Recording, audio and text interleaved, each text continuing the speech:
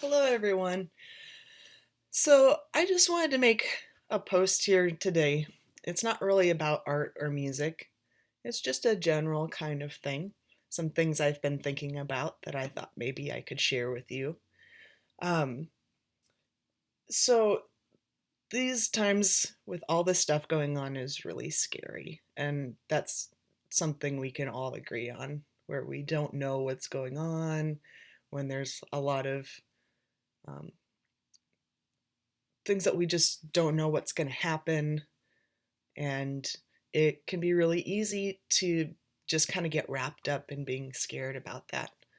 Um, and we need to really remember that God is in control of all of this. You have uh, one of my favorite verses, Jeremiah 29:11, where I know the plans I have for you, says the Lord, plans to prosper you, not to harm you, plans to give you a hope and a future.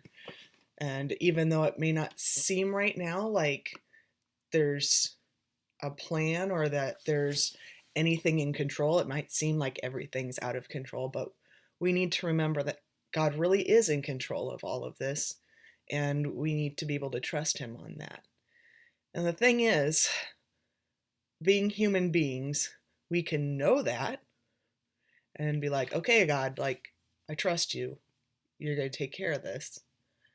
But then we still have that fear going on. And that's not a thing where you're like not believing in God enough or anything.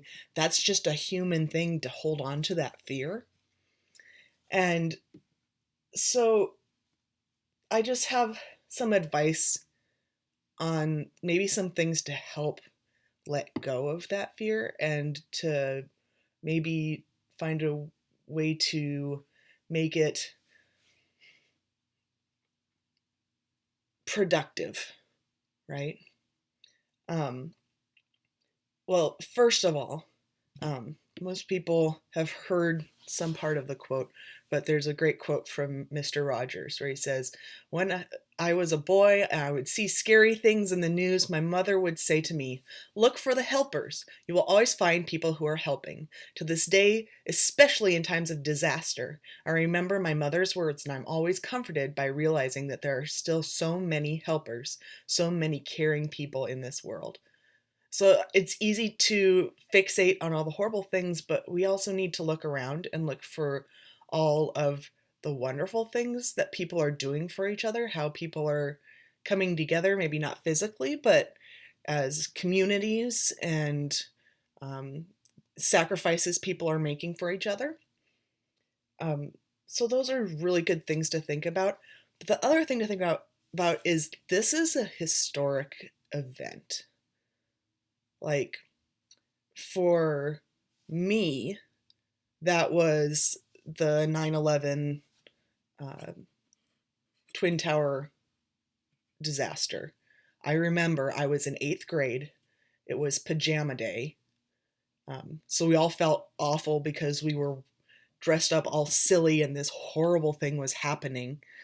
Um, I remember hearing someone in the hallway talking about, oh, society's crumbling because the Twin Towers are falling. And I remember being like, what?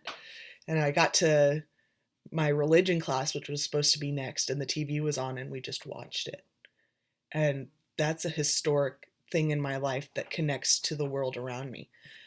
For my mom, it was when Martin Luther King Jr. was assassinated. She was in Chicago, so I mean, she wasn't where he was, but there was riots going on, and at their school, they were saying, "Well, there's riots going on this direction. If you need to walk down this street to get home, you need to call your parents." But she and my aunt were too scared even to do that. So they put their lunch boxes on their heads to protect themselves to walk home, even though they were walking in the opposite direction of the riots that were happening. But, that's a historic moment for our country that has a personal connection, because all these historic things that happen are not just big historic things. They are happening to people, to us. There's actual individual stories going on. Um, and it's really good to document this kind of stuff. Like for a couple of years, my husband and I spent a lot of time documenting some of my grandpa's stuff. He was an artist, and so we had a lot of stuff to put together. And the stuff that was most interesting and gave the most insight was when he would write or make art or do things about very personal things that were happening at the time, not just like random art things that had things to say, but things that really reflected the everyday life and the big things that happened. So, if you're like, Mrs. Miller, what is your point? Here's my point. Something that can be very helpful and that you might appreciate in years to come. Who knows? You need to create things. You need to make art. You need to write. You need to journal. You need to write a song. Do something. Because otherwise, all that fear is going to just rattle around in your head and make it worse. And if you can get that out of your head and into a story or into a piece of artwork or a song or even just writing about how you feel, that will give you a sense of peace because you'll feel like, well, I don't have to think about it anymore because I wrote it down or I did something with it. So it doesn't have to stay in your head anymore. You've put it down. It's been documented. You can go. And art and music are very, they're all about expression. So being able to express what you're feeling, draw a picture, come up with a little song, write new lyrics to a song that has to do with what's going on, or just write a story. It doesn't have to be once upon a time there was a coronavirus and it scared everyone. Just write a story about something, about maybe a story about something that, there was a big bad thing that was scary. And you could come up with your own thing about what was scary, but it'll help you take those feelings and not only get them out of your head, but document them for later so you can look back and see what was going on and have context for it in the future. So it's not just a thing that happened. And to go with the Mr. Rogers quote, don't sit there and just write and do things about all the negative stuff. Like, look for the positive things. Write down every day something that you did that you enjoyed.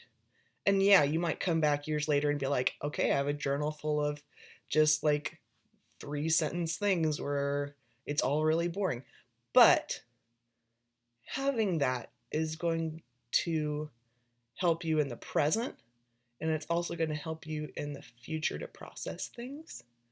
So I just want to encourage you all, parents and students, to create things, whether it's writing or art or something, document it. And I know we're in an age where we're the most documented age ever, where we have videos and social media and all that kind of stuff. And that works for you, cool. But I think doing something that's like a physical thing, that's not just going into the echo box that is Facebook or whatever, that is a lot more cathartic and is going to be better in the long run. But I mean, that's my opinion. Like, I don't have any degrees or anything. It just was something that I thought I would share with you. And the biggest thing we have to remember is that God is in control of all of this.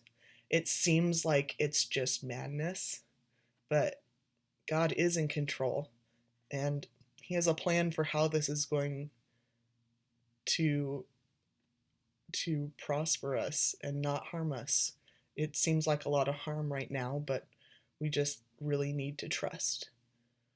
So maybe that's a way you can create, is to write a prayer about it. And that's writing. Write a prayer about what you're feeling. But yeah, I just want to encourage you to not only trust God as the most important thing, but please find some way to create something. Your present self will thank you, and your future self will thank you. So thank you for listening to my little rambling Mrs. Miller message. I hope everyone is doing well, and I hope that you are finding peace in these crazy days. So, bye.